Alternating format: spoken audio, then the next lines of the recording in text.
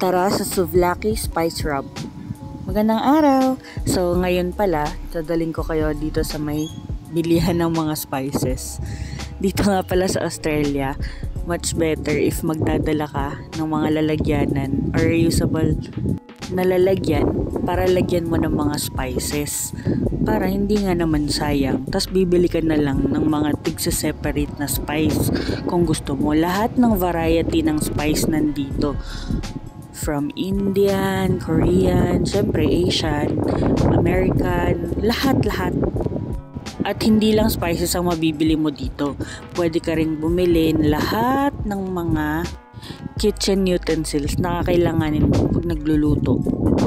Nakatipid ka na, nakasave ka pa kay Mother Earth using reusable items. So ayun na nga. Thank you so much for watching. Have a good day. Bye!